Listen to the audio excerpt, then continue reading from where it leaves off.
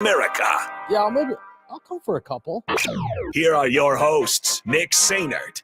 I want to know what it's like to commit a crime without having to spend time in jail. And Enrique Alvarez Clary. C is for chunk. Brought to you by Empire Fence and Netting on 93.7 The Ticket and theticketfm.com.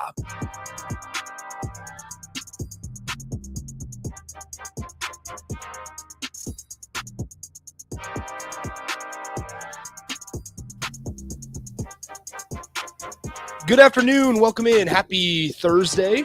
It's the happy hour 93.7 The Ticket, theticketfm.com. Nick Sainert and Enrique Alvarez Clary with you today. Rico, what's up? Hello. How's it going?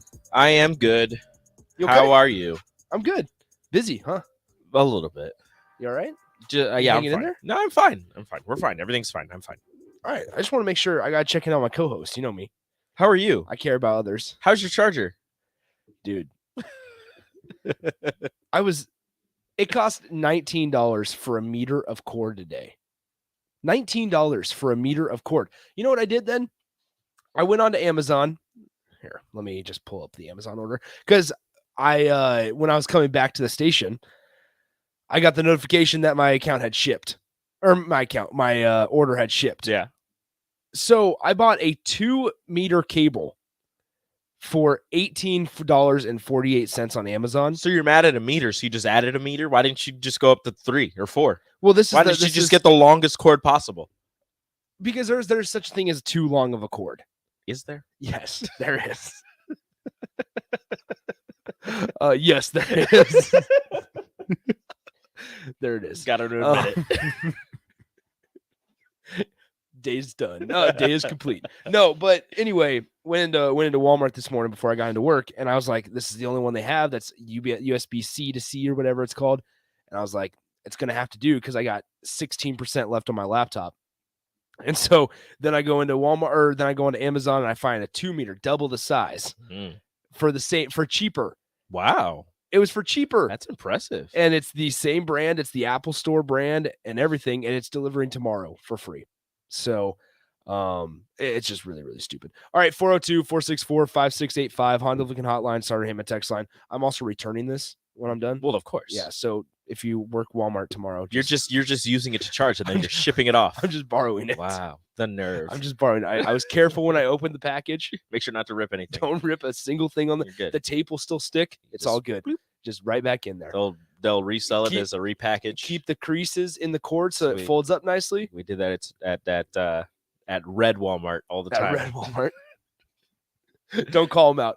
Like I said, 402-464-5685, Honda Lincoln Hotline, Starter Hammond text line. Both those open for you guys the rest of the day. You can always catch us on the video stream as well, Facebook, Twitch, YouTube. Hit us up on Twitter, Nick_Sainer, and at Radio Rico AC. So I want to talk Casey Rogers. We'll talk him in a second. Mm-hmm. Released a statement or released a little graphic saying he's entering the portal. So I'll let you guys read, or I'll read that for you guys on Twitter. But then we also will dive into the 2016 NFL draft at 2:30 because that was the class of Jared Goff, Carson Wentz. We kind of talked about this yesterday, how we want to go into a couple NFL drafts because this year's is really, really weak. So we need to do that today.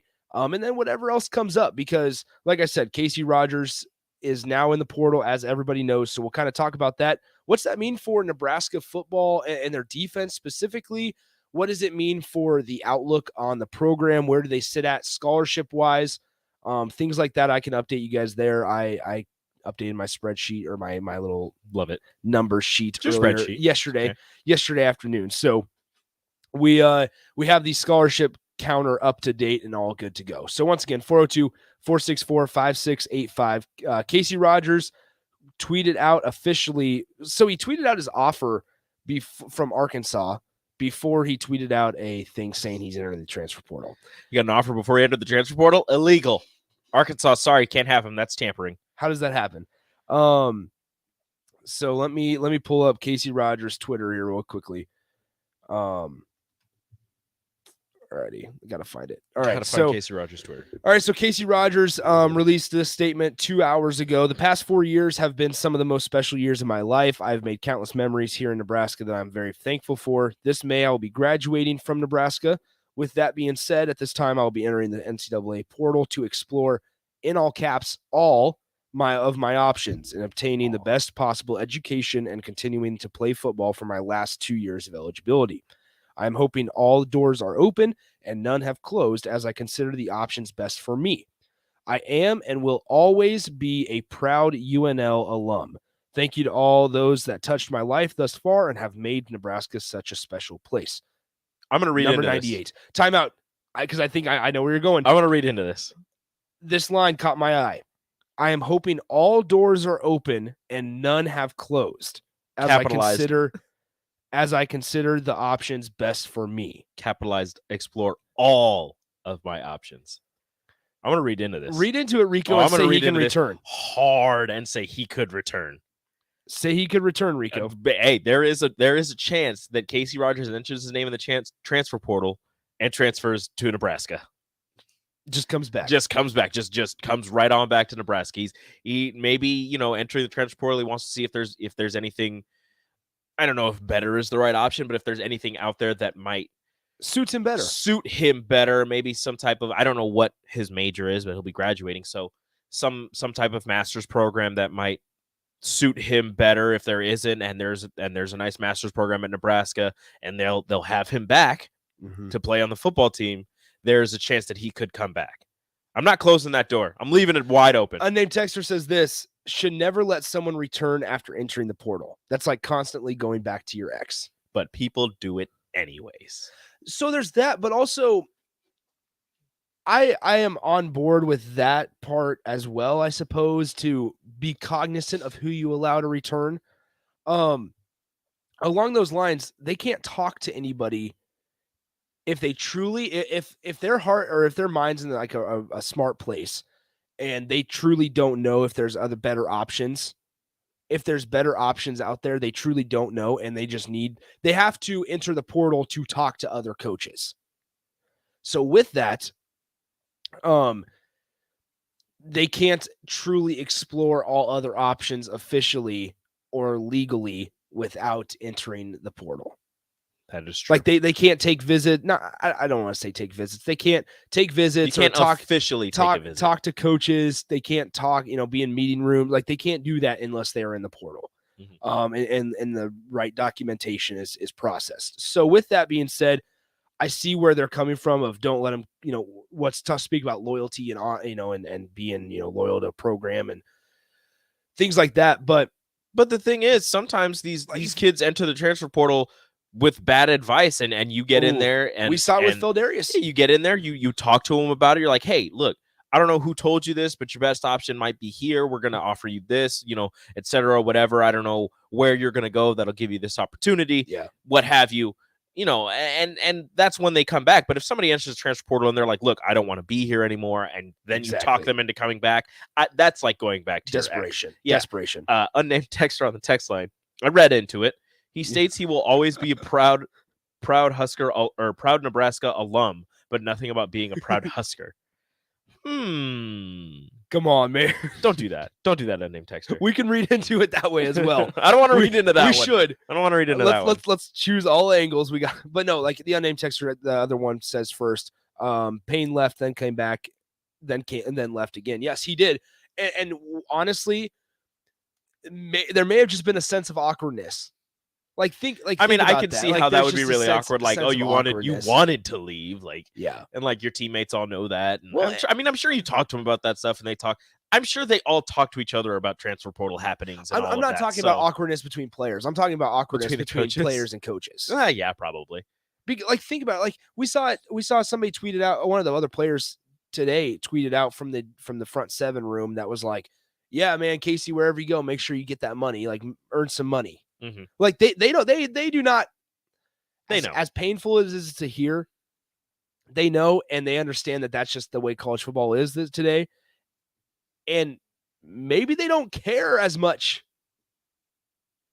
Like I don't know. I don't think the players care about Like other they're not outside gonna, of they're not outside gonna of hate a dude for leaving. no, outside of the fact that it might make their team worse and that person could have, helped them get to a winning record or reaching the goals that they set forth as a team. Outside of that, a dude leaving the program, if you're good friends with him, you're not going to hate him for leaving the program. You No. still want what's best for him. You saw people from this program. Wandale was doing all these crazy things down in Kentucky, and when he Yeah, entered the NFL big draft, all these all these players for the Huskers were tweeting at him, congratulating him, saying, "Hey, great job! You do your thing. We're so proud of you." All this stuff. Like they're still friends. At the end of the day, they're all still friends. They're not going to hate somebody for leaving. Well, and what's interesting and the brutal reality of it is the players know more than anybody. Like they know the actual situation, what's going on right now. All we can do with Casey Rogers is speculate, whether it's about money, whether NIL, lack thereof, NIL opportunities, whether it's that, which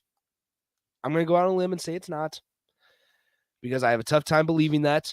That's just a personal opinion. So there's that possibility. It could be just something that it could be also like coaching staff, just like, hey man, like we've run our course. It's time to move on. Somebody asked if Casey was recruited by Riley. He's been here 4 years. Frost, I think he was Frost's first recruiting class. I'm pulling it up here right now. He was either Frost's first or Riley's last. It wouldn't have been. I don't think it would have been. Okay, so here we go. Casey Rogers. Oh, short hair Casey Rogers. Whoa. He looks different. Yeah, short hair. Crazy. Yeah, so he was part of Scott Frost's first recruiting class in 2018. Okay. And I will say this also, like this staff with Casey Rogers did a really good job of developing him. He comes in as the 1,012th player in the country, nationally ranked, came in 6'5", 250 pounds, 49th defensive end in the country, and the 4th best player out of Connecticut. Wasn't he a big lacrosse guy?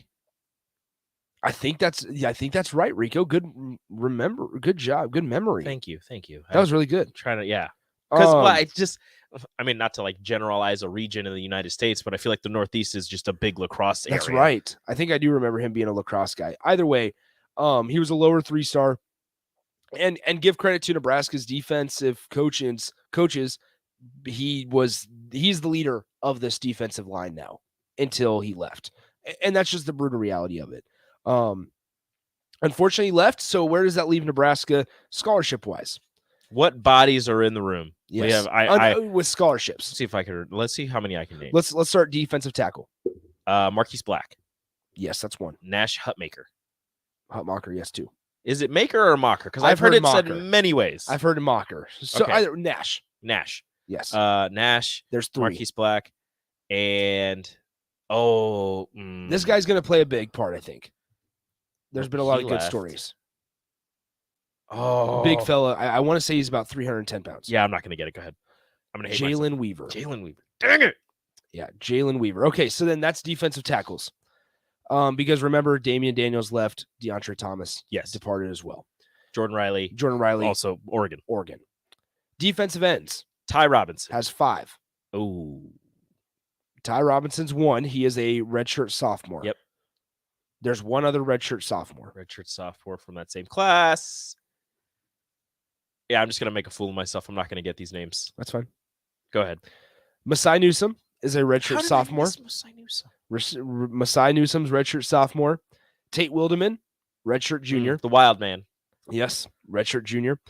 Nebraska has 1 redshirt freshman on scholarship in the defensive end room, Raquan Buckley. Mm-hmm. And then a true freshman in Brody Tagaloa. Right. That's the 5 defensive ends that Nebraska is working with. So 5 defensive ends, 3 defensive tackles. Then you go down the list. That is very thin. Yeah, then you go down the list. Outside linebacker, just to kind of give you guys some perspective. Caleb Tanner, Damian Jackson, Garrett Nelson, Javen Wright, Blaze Gunnerson, Jamari Butler, Jake Applegate. Inside linebackers. And you would think 3 of them, well, we've heard 3 of them have been training for that nickel spot, that JoJo Doman role, along with one of the middle linebackers and Chris Klarovich. Yeah. So the middle linebackers, Klarovich, Tava Maga Clements, Luke Reimer, Nick Henrich, Garrett Snodgrass, Seth Malcolm, Makai Gabayer, Randolph Kapai, and Ernest Hausman. Randy.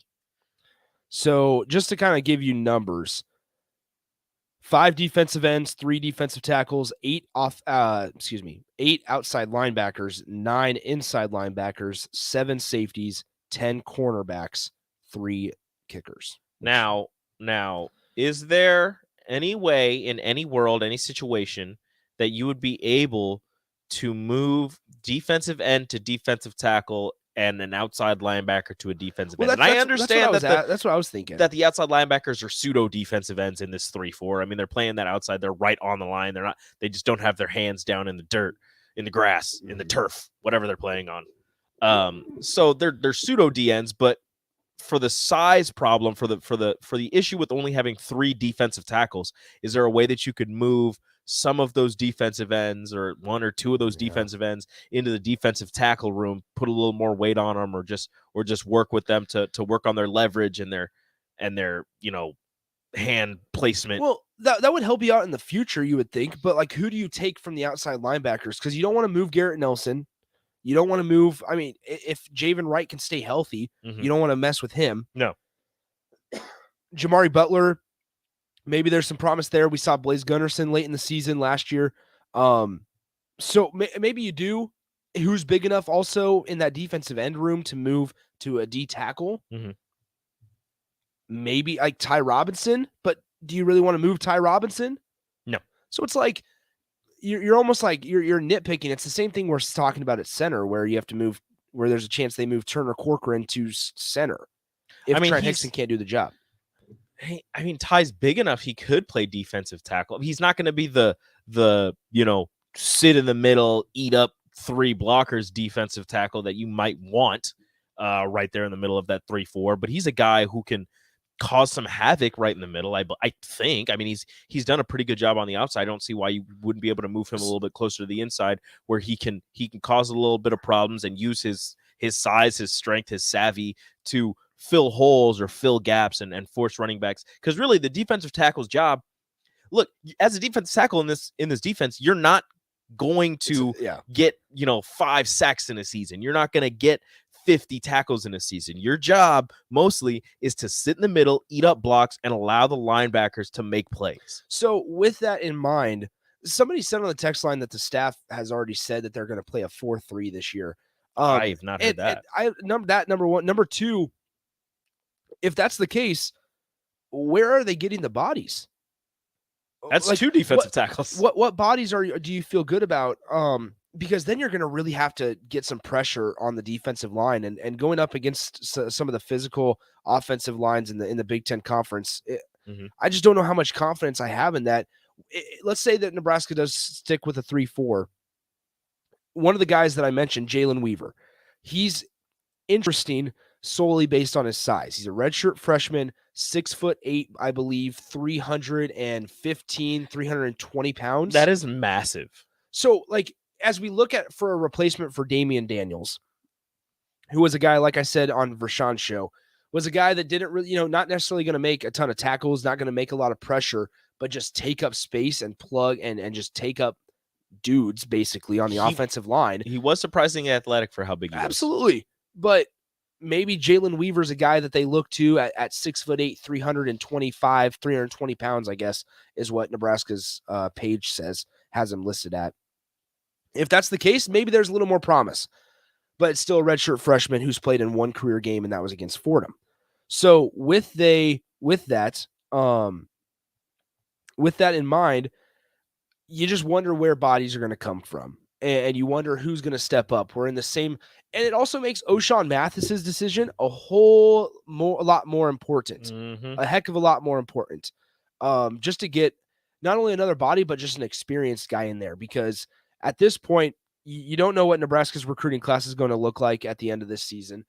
And this staff doesn't have the luxury of time to hang on and figure out and find out whether or not a guy's going to produce in 3 years. They just don't have, even though the defense has been the better side of the ball for the last 3-4 years, it doesn't matter. At the end of the day, something needs to change. Developmental projects are out the window. You don't have the time or the luxury to bring somebody in and develop them. You need somebody who can make a difference right now. And O'Shawn Mathis, from all accounts, is that guy. All right, 402-464-5685, Honda Lincoln Hotline, Starter Heyman text line, both those still open for you guys. So there was an interesting text. John says this on the text line. Hey, Nick and Rico, do you think that Trev is concerned that a starting defensive lineman is leaving the program?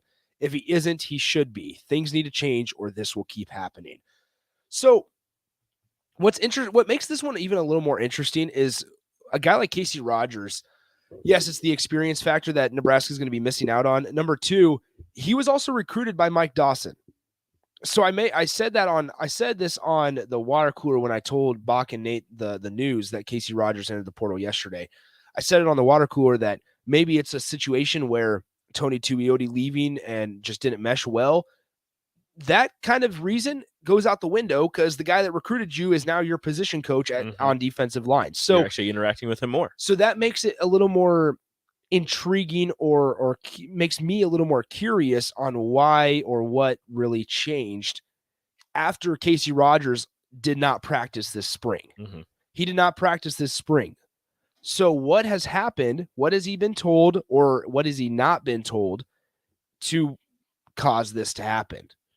And so it's really, really interesting and we're never going to know the truth of the story in all honesty. We're never going to know the full extent of why or what happened or what caused Casey Rogers to transfer. And that's okay. That's just the way college football works. But in terms of John's question in response to it, do you think that Trev is concerned that a starting defensive lineman is leaving the program? I'm not sure as much as Trev's concerned about that or whether or not they get to 6 or 8 wins this year. Like Trev, now Trev's has to look at this and say, all right, what has this coaching staff done?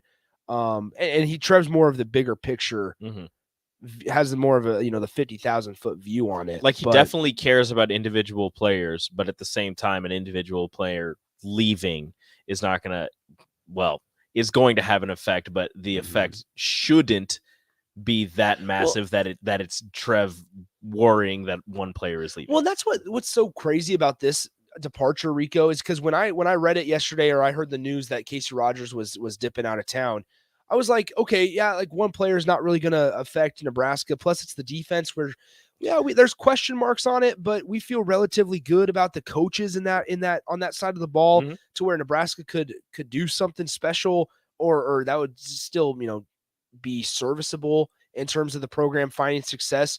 But then I thought more and more about it, and I looked up and I saw Tate Wildemann's played in 4 games and recorded 1 tackle. And I look up and I see Masai Newsome, who's played in spare minutes. And you just look up and down, and yes, one guy's not going to make or break your season. But man, in the physical conference that is the Big Ten, over and over, we were super concerned about the offensive line. We still are. And we look at the defensive line, and just like that, in an offseason where you've seen multiple departures from some big-time guys that had the option to come back, Damien Daniels is one where I kind of push off to the side because he's going to be an NFL dude. He is going to have an opportunity to play in the league. Would it have helped him to come back for another year? Absolutely. But at the end of the day, he has a chance to go. And whether he's a late-round draft pick or whether he's an undrafted free agent that gets an opportunity, he's going to get a chance on a roster. But the other guys, the Jordan Rileys, the DeAndre Thomases, DeAndre Thomas especially, that played a somewhat of a significant role in the team last year, and now Casey Rogers, there is a little cause of concern that says, man, what's Nebraska going to do? How are they going to stop the power rushing attacks of Wisconsin, of Ohio State, of Iowa, of Minnesota, Michigan, back-to-back weeks once we get into the grind of late September and November in the Big Ten Conference slate? That's where I'm worried about. I'm not worried about how they perform against Northwestern week 0 or how they perform against North Dakota and Georgia Southern in back-to-back weeks, because we're not going to know how this defensive line is really going to stack up until we see them play against Minnesota, Purdue, Michigan, Ohio State. Well, they don't play Ohio State this year. Michigan, Iowa, Wisconsin. Just back-to-back weeks. We shouldn't know how this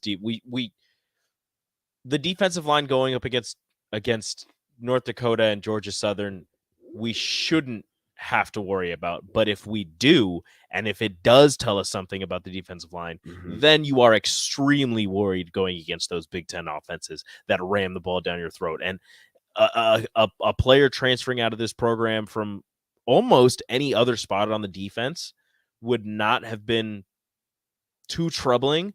But out of the defensive line room, out of the big boys up front, that is an issue with how little experience and how little the amount of scholarship bodies you have in that room. Like you have nobody there practically. So a person with the experience, the years and knowledge leaving, like Casey Rogers, is a big blow. We get this off the text line. Wouldn't someone remind Casey Rogers that there are a lot of guys sitting in the portal with nowhere to go? And that kind of goes back to actually what we talked about right at the beginning of this segment, where it's, should never let someone return after entering the portal.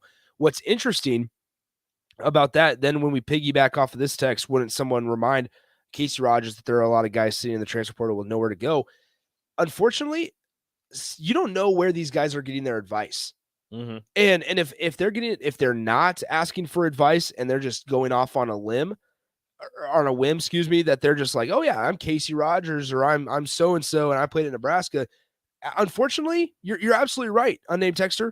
There's a lot of guys that don't find a landing spot, and we can have that conversation again, that don't have a landing spot, number one, or number two, they get in there and they go, yikes, I don't have a plan on what I want to do, where I want to go. I don't know if it's I want to be closer to home. I don't know if it's I want to play a different position. Mm-hmm. I don't know if it's I want to play in the Pac-12 instead of the Big Ten. I have no idea because I just thought I'm so-and-so and I played in Nebraska, and man, I will be able to go anywhere I want, because that's not the case. So that's a really good point.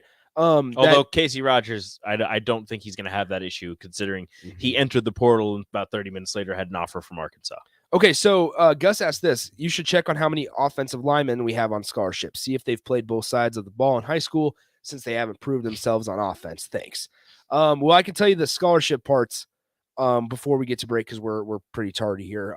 So tackles, you have 7 of them on scholarship. Brock Bando's a redshirt senior. Hunter Anthony, the new guy, redshirt junior. Then you have 4 sophomores: Bryce Benhart, Turner Corcoran, Brant Banks, Teddy Prohaska, and then Alex Kahn at tackle. At guard, you have 5 guys on scholarship: Henry Latovsky, Ethan Piper, Michael Lynn, Norton Nuili, Kevin Williams Jr. And then at center, you have 2 guys on scholarship: redshirt senior Trent Hickson and true freshman Justin Evans Jenkins. I know for a fact Justin Evans Jenkins has played defensive line. Teddy Prohaska and Ethan Piper. Yep. All played defensive line in high school. Yeah. So, but Teddy Prohaska, Prohaska is hopefully going to be your starting tackle. He's hopefully your starting left tackle, which is probably the most important position on the offensive line right now, because that protects Casey Thompson's blind side. Justin Evans Jenkins is possibly your backup center. Yeah. All right, let's go and get to break. When we come back, 402-464-5685. We'll get to some of your final texts here, but then we'll also dive into the 2016 NFL draft. We'll talk a little NFL action when we come up next on the Happy Hour. Follow Nick and Enrique on Twitter at Nick_Sainert and at Radio Rico AC. More of Happy Hour is next on 93.7 The Ticket and theticketfm.com. An Empire Fence is an investment in your home. This year, use your tax return to make that investment. Get a free instant quote with the online estimating tool at empire-fence.com. See an upfront estimate with no hidden fees. An Empire Fence can provide privacy and security while improving the appearance of your home. Visit empire-fence.com to view the stylish and maintenance-free possibilities for your home. With your tax return on the way, schedule your project now. Your home is your empire. Protect it with Empire Fence. I don't know about you guys, but I have been getting back out and hitting different restaurants, hitting different places, and I could not be more excited to get back to Bearshin in Benson, one of the best beer gardens around. The weather's starting to get good, and coinciding with that, they are going back to their full food menu. We're talking the burgers, the Johnny Hammer Pants sandwich, the pretzels, the fries, the salads, if you're one of those people. They got all of it. And they are now open Tuesday through Sunday. That allows you to get over to Bearshin, check out the food, the beer, hang out in the beer garden. You can get that $7 big cheese double Wagyu burger special on Tuesdays. Also, happy hour, 3 to 6, Tuesday through Friday. Don't miss it. Plus, If you're a soccer fan, it's the place to be in Benson. Brown Shoe Fit is gearing up for spring with new inventory on the way. They're stocking up on new spring sandals and athletic shoes daily in brands like Brooks, Hoka, Keen, Merrill, On, and many, many more. Browns has the local professionals to get the proper fit, aided by their high-tech foot scanner by Atrax. Spring is the season to be active and busy. Don't let your feet lose their support with old rundown shoes or sandals. Stop by Brown's Shoe Fit today, just south of 66th and Q in Lincoln. Mike Schaefer here for Trek CBD. Springtime is here, and that means you're outside more in nice weather and maybe even having garage parties with neighbors. The drink of this spring and summer isn't your typical seltzer. It's drinkable Delta 8. Yep, Trek CBD has drinkable Delta 8 seltzers with mango and lime flavors for 4-packs and 12-packs, coming in a variety of mango, watermelon, lime, and berry. They also have hemp-derived Delta 9 syrups to put in your beverages, and as always, the excellent Delta 8 gummies. Trek CBD, CBD done right.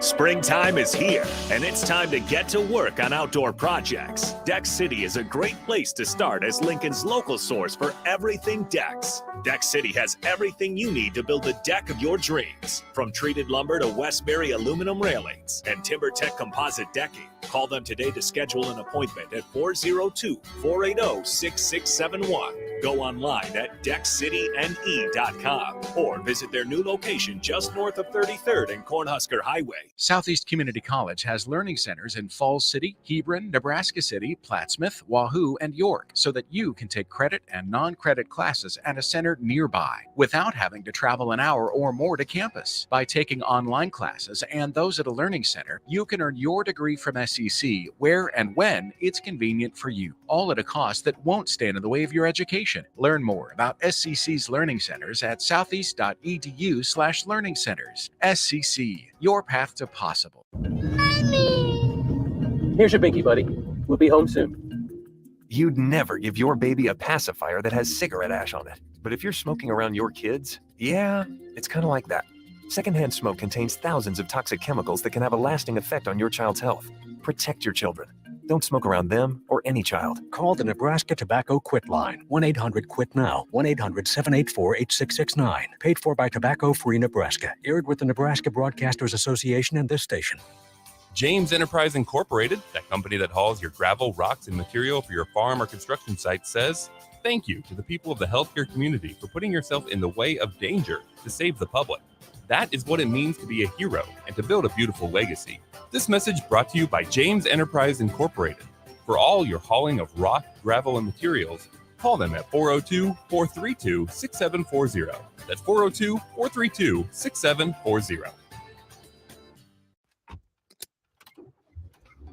Mama, what does the chicken say? Dog. Cat. Giraffe. Giraffe, really? Giraffe. You're not going to get it all right. Just make sure you nail the big stuff, like making sure your kids are buckled correctly in the right seat for their age and size. Get it right. Visit NHTSA.gov/the right seat. Brought to you by the National Highway Traffic Safety Administration and the Ad Council. This is Dan Friedman. Between 2010 and 2019, distracted driving caused more than 40,000 car crashes in Nebraska, resulting in over 14,000 severe injuries and deaths. Please keep your eyes on the road. If you have a smartphone, put it away while you're behind the wheel. It will help keep our community safe and secure. This message is brought to you by Friedman Law Offices, helping injured people. It's what we do. It's all we do. Find us at friedmanlaw.com today. Tune in every Monday morning throughout the summer at 6:45 a.m. for golf course reviews on the Nebraska Golf Passport Early Break Golf Tour with Jake Sorensen and Steve Sipple on 93.7 The Ticket and theticketfm.com. You're listening to the Happy Hour with Nick Sainert and Enrique Alvarez Clary on 93.7 The Ticket and theticketfm.com.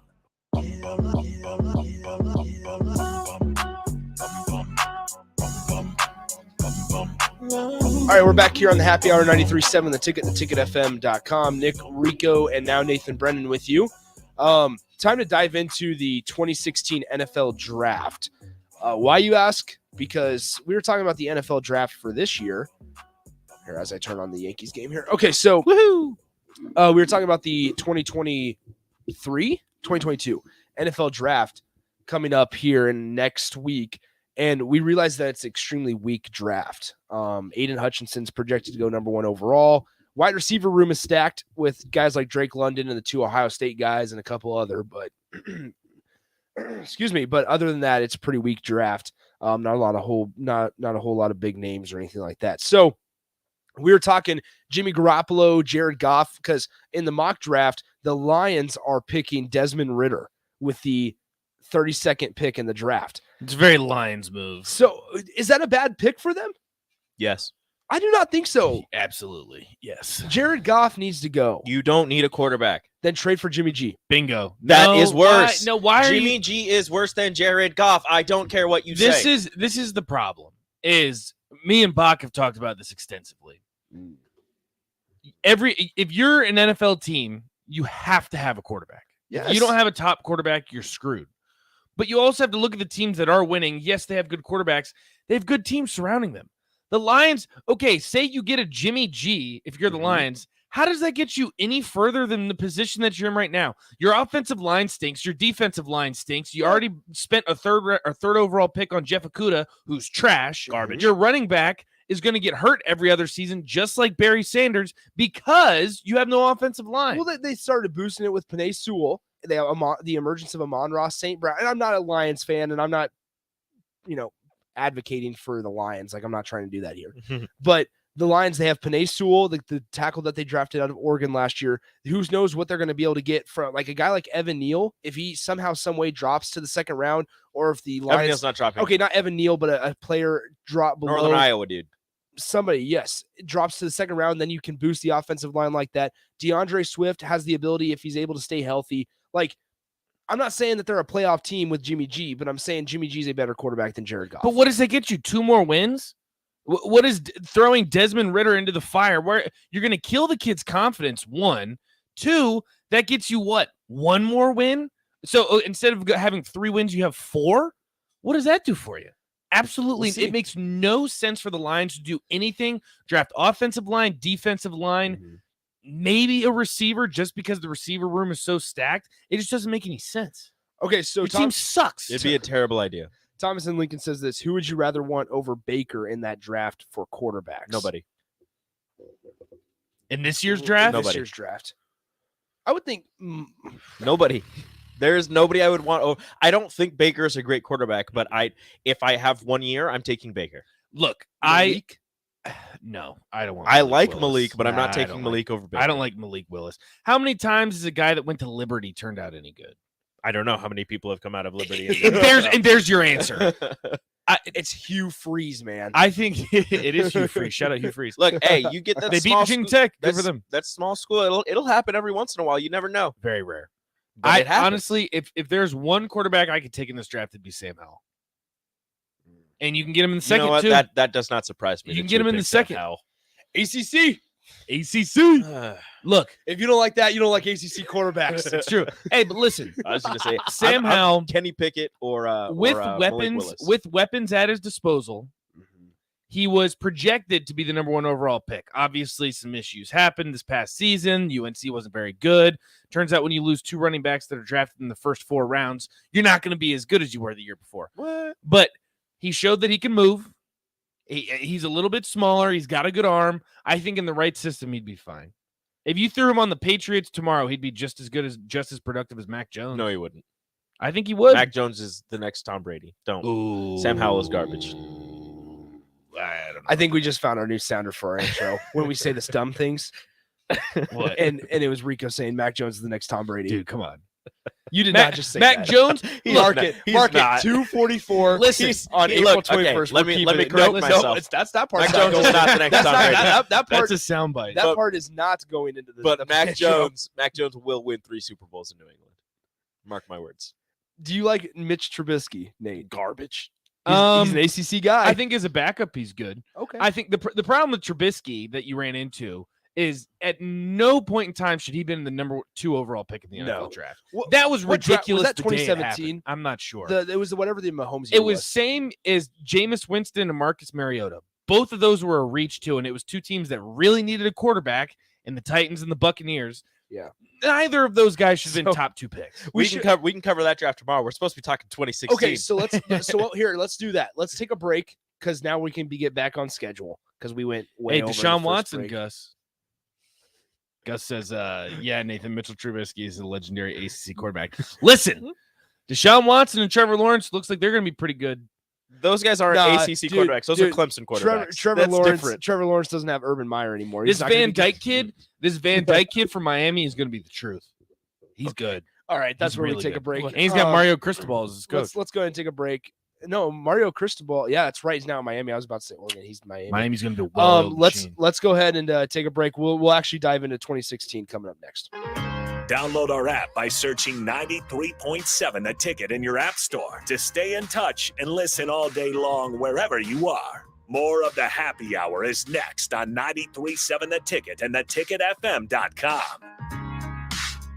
Hello, I'm Charlie Stone, back with the latest news from Honda of Lincoln. Joining me now is the general manager, Andy Goodyear. Hey, Andy, how you doing? I'm doing great, Charlie. Hey, Andy, with spring right around the corner, how is your supply of new Hondas and pre-owned vehicles? Really good, Charlie. As I've said before, when you drive by our lot, you don't see what you're looking for, just remember we have hundreds of new Hondas arriving soon, with Honda continuing to offer 0.9% APR financing to qualified buyers. Plus, we have over 125 pre-owned vehicles in stock and ready for immediate delivery. That's great, Andy. Any more great news?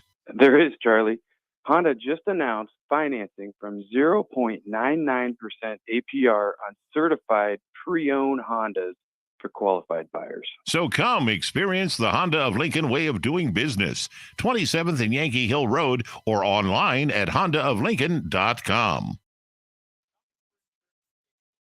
Frustrating task, but the agents at Brokers Insurance Agency will do the work for you. They have partnered with over 20 of the best insurance carriers in the nation, which allows them to do the shopping all for you. Whether you're looking for business insurance or employee benefits for your company, or you're looking to save money on your home and auto insurance, Brokers Insurance Agency has the agents and solutions to help meet your goals. Call 402-420-5353 or email staff at brokersinsurancene.com. Hi, this is Kurt, your shop manager at A1 Automotive here in downtown Lincoln. My promise to you is this: you won't find another automotive repair facility that genuinely cares about you and your vehicle. Our service is outstanding and our customer service is better. Please give me a call for all your automotive repair questions and needs. Call me at 402-477-4660. We were built on small town values, and that shows in how we treat others. A1 Automotive, always honest answers. Work, laundry, dishes. I was exhausted. I needed a vacation, but finding a way to pay for it, not so easy. Then I found it. A research study at Solarion. I searched the studies and found a perfect match for me. It was so easy. I earned cash for the study and booked that vacation. Plus, I made an impact on medical research. Find a study and sign up today at helpresearch.com. You should consider the risks of the research before you agree to participate. You can search online for hours to find the best electricians in Lincoln and the surrounding area, but I'll save you time. High Electric has been serving their customers for 30 years for both residential and commercial properties. They're experts in everything electrical, from remodeling to new additions, hot tub installations, electric vehicle chargers or EV chargers, lighting, ceiling fans, and more. High Electric takes jobs from Beatrice to Omaha and all towns, big or small, in between. Call them today at 402-466-6606 or learn more at highelectric.com. Landmark Implement, your local John Deere dealership, is hosting their annual sprayer clinic at the Buffalo County Fairgrounds in Kearney, Nebraska, February 2nd and 3rd. Landmark Sprayer Clinic offers expansive equipment and technology training on different models of John Deere and Hagee sprayers. Learn about the newest technology, machine maintenance, spray tip selection, and more. We'll be offering free dicamba certification. Join us February 2nd and 3rd in Kearney. RSVP by calling your local Landmark location or at landmarkimp.com/events. Spring is here. Are you giving your yard the best chance at being healthy and green? Call Penner Sprinkler and Lawn to get your sprinklers ready to go for the season if they haven't been working properly. They're also scheduling installs for new sprinkler systems if you don't have one, so make sure you contact them early to get a bid as soon as possible. Plus, they're your one place to go for 5-step fertilizer and pesticide application and lawn aeration. Call Penner Sprinkler and Lawn today at 402-413-1215. You're listening to the Happy Hour with Nick Sainert and Enrique Alvarez Clary, sponsored by Empire Fence and Netting on 93.7 The Ticket and theticketfm.com.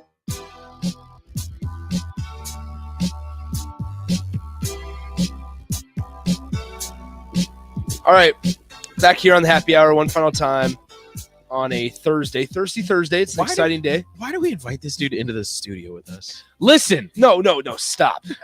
Sam Howell's going to be the best quarterback in the draft. Stop. Watch. Cut it. You are so wrong. We're done for a second. You're in timeout. Your mic is off. You're in timeout. So 402-464-5685. Honda of Lincoln Hotline, Starter Heyman text line. Both those are open for you guys the rest of the way. 2016 draft. With the first overall pick, the Rams select Jared Goff. Was this the first year that the Rams were Los Angeles? I couldn't tell you. Maybe. But bad pick. No, it was. I'm pretty Was it sure way it was, before? It was a couple years before that. Bad pick. The St. Louis Rams were awesome. I was trying it with Jeff Fisher. Jeff Fisher, Sam Bradford, OG Sam Bradford. Yeah, he was Sam. terrible. Man, what year would that have been? Like 2009 St. Louis Rams? They had that running back out of Georgia. No. Yeah, it would have been 2009 because that would have been Bradford's rookie year because Nebraska. Wait, no, what was Todd Gurley? Nebraska played Todd Landry. Gurley was nice. Todd Gurley was, But I don't think he played for the St. Louis Rams. He did. Yeah, It was, he did. he was Los Angeles. No, Todd Gurley played for the St. Louis Rams. No, he did play for the Rams. Are you guys? No, I know he played for the Rams. St. Louis. Sure. Are you Yes. sure? Yeah, his rookie year, 2015. So it was the first year. Then. Yes. No. Nice. Yes, you're right. There we go. So, 2015, Todd Gurley, 229 carries, 1,106 yards, 10 touchdowns. Love it. Wow. Perfect example why you never pay a running back. Number 2 Todd pick Gurley. in the 2016 NFL Draft, the Philadelphia Eagles select Carson Wentz. I still, to this day, believe that Carson Wentz should have gone number 1 overall. Yeah, I agree as well. I don't know. Neither one of them have had very good careers, but at the time, I believe that Carson Wentz was Before more he got talented. hurt, he was going to be the MVP. I believe he was more talented than Jared Goff. Number 3, Hold on. we're just going to go top 10. Okay, well, we got to go faster here. Yeah. Number 3 was Joey Bosa. Number 4, Ezekiel Elliott. Number 5, Jalen Ramsey. Number 6, Ronnie Stanley. Number 7, DeForest Buckner. Number 8, Colts. Jack Conklin. Number 9, Leonard Floyd. And then number 10, Eli Apple. And immediately after Vernon Hargreaves, who has had a much better career. Yeah. So when you want to talk about not paying a running back, second round, 45th overall pick, Derrick Henry. Well, Derrick Henry got paid, and last year he was injured. Yeah. So It's just a the tough. well, geez, if you go 2 picks later, Michael Thomas at 47 overall. He's also been hurt. Laramie Tunsil was taken 13. He was supposed to be for top 5. Laramie Tunsil, number 13. Yeah, then the gas mask with the weed. Yeah, with that was crazy. To Miami. That was one of the most ridiculous things I've ever seen. In my That life. was so The Cleveland funny. Browns reached Horde, number 15, Corey Coleman. Hey, I He was going to be liked good. Corey Coleman. For I thought Baylor. he was going to be really. I liked Do you Corey want Coleman. Do you I want the thought he was receivers gonna be taken really after good. Corey Coleman? Will Fuller, Josh Dotson, Laquan Treadwell. None of them have panned out. Oh, both of them and then everybody's favorite flamed out. quarterback at number 26, Who? Paxton Lynch. from Memphis. Justin Fuente. What's wrong? What's wrong? When you say that name, it just triggers me because all I can think of is he was drafted in the first round because Justin Fuente was the quarterback whisperer and single-handedly tanked my favorite college football program. I hope everybody was on the street for that. happened? Dude, That name you're- will always trigger I me. like you're a pretty big dude, but like veins popped out of your neck that I have not seen when you just went Justin Fuente. He was so angry. Okay, so New England didn't even so get their pick at Oh, number my 29 because the selection was forfeited, so they didn't get a pick. what's funny is Laramie Tunsil. So going back to him real quick, that may have been the best trade that the Dolphins did because it ended up helping them get Jalen Waddle. It ended up helping them get Tyreek Hill, and they dished off Laramie Tunsil to Houston. But Laramie Tunsil was a great tackle. He had 3 great years before he was dealt. Robert Kimdichie, remember him? He was the number 1 recruit in the nation. Ended up going to Ole Miss. Hasn't really panned out for the Arizona Cardinals. Then the second round starts. He's still in the NFL? He is. Second round starts, 3 picks in. Jalen Smith, the injured linebacker out of Notre Dame, who was supposed to go top 10. He is the main reason that guys no longer play in bowl games. Because if you guys remember against Ohio State, I believe it was the Sugar Bowl. It was whatever bowl is played down in Jerry whatever World. bowl they played against Ohio State. He destroyed his knee, and they said he might have been the number 1 overall pick in the draft. Oh yeah, he was that good. Hunter Henry was 35th. Miles Jack, Chris Jones, Xavier Howard. Xavier Howard, 38th overall. Roberto Aguayo, second round pick, 59, Tampa Bay. Not even in the league anymore. Jack Prescott took over for Tony Romo. Wow. Love it. This Unique is Ngakoue, number 69. Yep. Colts. Oh, here we go. 51st overall, Christian Hackenberg from Penn State to the Jets. Wow. A very Jets That pick. is a very Jets pick. The best part, so I'm on the Pro Football Reference for this. Christian Hackenberg, 21 years old, 0 stats in Pro Football Reference. Like the boxes are blank. He's probably in the USFL. I'm looking for the lowest. Or maybe he's in the Canadian All Football right, League. let's take a look at Christian Hackenberg. So the lowest picked Pro Bowler. Oh, he's big fella. Jakeem Grant, 6th round, 186 overall, Miami Dolphins, wide receiver, Texas. Yep. Pretty sure he's a returner though. He was taken as a returner, if I remember correctly. Well, my bad. Oh, Maybe okay. Do you guys remember NFL Europe? Okay. Remember that? Okay. And then the NFL still has like a pretty good presence over in Europe, and they have like camps and everything where players try to, show their skills and get drafted in the NFL or just make it to the NFL. Moritz Boringer, 6th round, pick 180, wide receiver, Minnesota Vikings. He was the first European player drafted without playing college football in NFL history. What, he play rugby? No, he played football over in Europe. Like they have football, but he didn't play college football. Wow. He was a pretty good wide receiver over there. They drafted him, never ended up panning out to anything. But he has the honor of being the first European player drafted without playing college football. Here's a name that will. I was hoping he panned out. He did not. Here's a name that will hurt Husker fans' minds. Fullback, 197th overall from Northwestern, a fullback named Dan Vitale.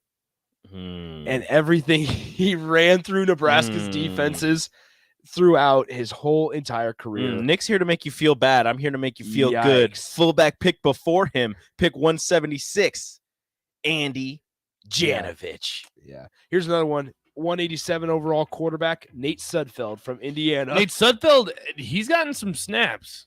Good Guys, for Nate Sudfeld. Is he with the Giants? Who even knows where that guy Tyreek Hill was in this draft class. 5th round, pick 165 out of West Alabama to the Kansas City Chiefs. You know the craziest thing you'll ever hear in your life? 6th round, Keenan Reynolds, wide receiver out of Navy. Wow. A receiver out of Navy? He wasn't the receiver. He was the quarterback, and then they drafted him as a wide receiver. He was the quarterback. He was great.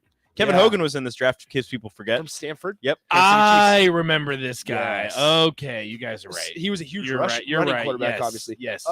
Nate Sudfeld with the 49ers. There you go.